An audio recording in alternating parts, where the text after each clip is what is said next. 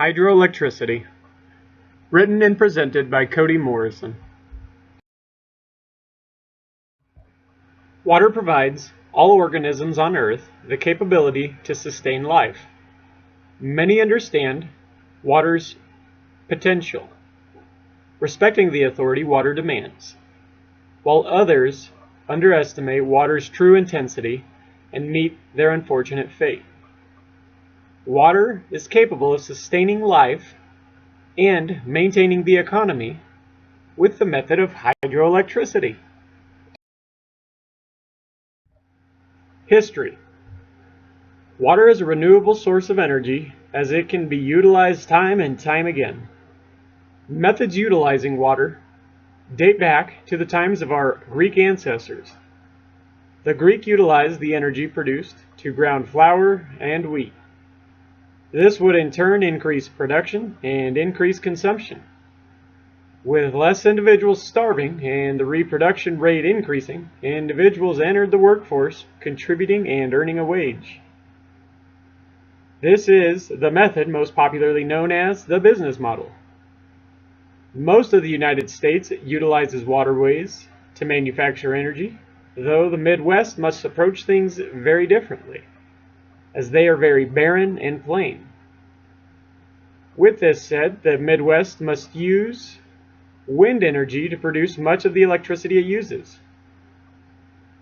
Many improvements to the current processes enhance the production of energy, the implementation of new energy collection methods, and reduction of energy consumption will likely be key issues to discuss as economies continue to expand. Regulations and incentives. Hydropower is a renewable resource that has limited effects on the environment, provides price stability, and a somewhat reliable source of energy. These are all things that prevent radical fluctuations in response to the market. There are several federal regulatory guidelines, laws, treaties, and agreements that are enforced before an industry is capable of mining the resource. One particular stipulation are alternative pathways for marine life to travel upstream during mating season. An incentive offered by the Department of Energy is awards offered through competition.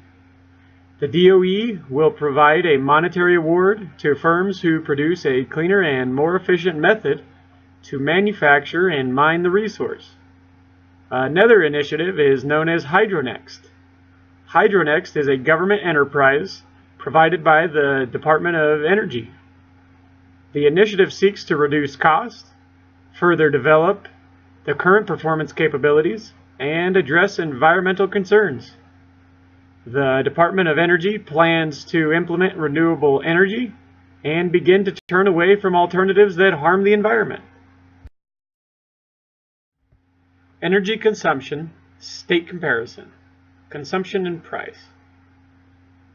Idaho used per capita for the year of 2014 520 trillion British thermal units of energy. It takes 95 liters of water to produce only 1 kilowatt hour of electricity. It takes nearly 580 billion liters of water to produce enough electricity to sustain Idaho's consumption rate. Idaho is fourth of the states to rely heavily on hydroelectricity. Average price per kilowatt in the United States in 2016 was $12.45. Hawaii paid an average of $28.48 in 2016 per kilowatt. Prices will vary depending on reason for usage. In 2016, commercial price per kilowatt averaged $10.47, whereas industrial use averaged at $6.72. These lower costs are associated with the initiative to produce more goods and services within the United States rather than seeking cheaper resources elsewhere. This lower cost for electricity supplied to producers is an example of price ceiling. With the continued need for electricity, it is hard to believe that only 10% of the United States energy comes from renewable energy and is not limited to merely hydroelectricity. Elements affect the production rate. Idaho utilizes three main resources for the bulk of mined energy: natural gas, hydroelectricity, and ethanol. This is dependent on the available resource and whether that resource can be acquired by residents in rural and remote locations in Idaho. Of the dams in the United States, approximately 90% are not utilized for the manufacturing of hydroelectricity. Idaho is one of the few states who utilize nearly all of Idaho's waterways to produce electricity, though several natural elements have a negative effect on the renewable resource. During a drought, Idaho will produce significantly less power than is produced, as waterways contain less volume. Idaho will transplant nearly 1/3 of the power needed from alternative out-of-state providers through means of interstate transmission lines. In 2015, Idaho began utilizing more renewable resources such as wind power. In 2015, wind was able to provide Idaho with 1/6 of the energy needed to sustain the increasing need for electricity in the Spud State. Electricity, imports and exports, Canada and the U.S. Canada, the United States' largest supplier of imported electricity. Importing resources can be detrimental for an economy as jobs are being lost to another country's economy, as production for the resource has been limited in the United States, a negative externality in regards to the U.S. After careful weighing the opportunity costs, one must decide which benefit will overcome the cost.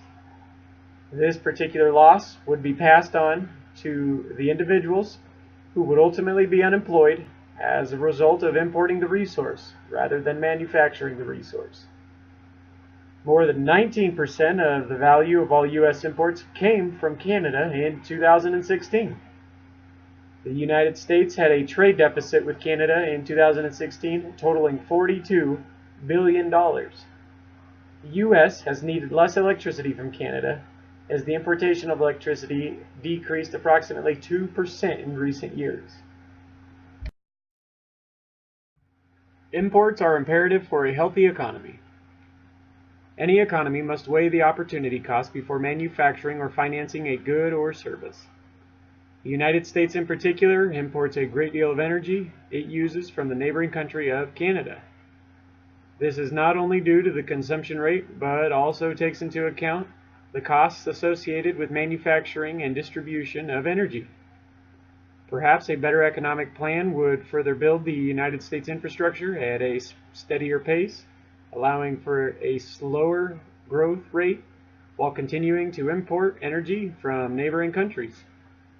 Millions of dollars would be invested each year for a set amount of years until the money spent on importing energy eventually began to offset the cost of manufacturing new production facilities. This policy further increases the real gross domestic product as long-term jobs have been created and consumer spending will be a continuing process. The importance of self-sustainment can be argued for numerous aspects, though some of the most important are national security, job conformity, violations of human rights, and the breakdown of the poor. These arguments are made to oppose the World Trade Organization, also known as the WTO, while the WTO takes a stance against these claims. The World Trade Organization. The WTO is a partnership of 164 countries from around the world. Each member represents the said country and encourages agreements that fulfill the needs and wants crucial to economic growth. Their stance is complex and driven toward equality and fairness to all members, including those who are from smaller economies and have less to offer than a more established country. The primary goal of the World Trade Organization is to allow for greater trade regarding imports and exports, encouraging worldwide economic growth. The WTO is also concerned with the spread of illness and disease, as implications are made to protect the consumer. The Assembly of the Men and Women encourage transparency, predictability, and environmental protectionism, thus allowing less developed countries ample time to compete in the open market, while also allowing less developed countries special privileges, so they too can compete in the open market. The trade barriers are being negotiated and broken down, allowing for all countries and small organizations to compete in the open market without being controlled and manipulated by larger firms. While the WTO does not eliminate this, it does effectively participate in creating a resolution to prevent instances of influence and domination. Smaller firms, such as independent suppliers of energy, are able to produce and supply energy to consumers so as long as their practices are within the guidelines set forth by the state and federal governments. This is transforming much of the world's market into either a free competitive market or a monopolistic market. Trade is ideal for any nation, though it is the extent of trade that can make or break an economy. Every nation's leadership must weigh the opportunity cost and make a decision based off of the findings. There are several incentives and regulations in place to protect the resources and ensure each energy manufacturer is producing at maximum output. Variations in consumption rates and the accessibility of the resource determine price. While self-sufficiency is ideal, trade is imperative for a strengthening economy. Trade allows for a country to thrive and allows for a country to focus on other areas of manufacturing and economic growth. Hydroelectricity is a very small part of world trade, though it is crucial for countries to become more self-sufficient when it comes to the resources that maintain the health and care of the citizens. If the United States ever fell out of agreement with a major energy supplier, the effects could be detrimental and lead to economic crippling or potentially collapse. One must carefully review each long-term opportunity cost and make the best economic decision with the information available.